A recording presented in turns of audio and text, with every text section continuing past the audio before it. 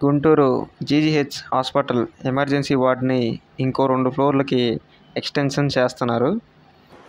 Doctor పొడిల Prasad ఎవరైతే mega donor ఉన్నారో ఆయన చేతుల మీదుగానే ఇంకో 2 ఫ్లోర్లు విస్తీర్ణం జరుగుతుంది. గుంటూరు జీజీహెచ్ అంటేనే కోస్తాంధ్రలోని అతిపెద్ద హాస్పిటల్. దాదాపుగా 1000-2000 మంది వరకు రోజుకి వస్తూ వెళ్తూ ఉంటారు ఎవరైతే పేషెంట్స్ ఉన్నారో.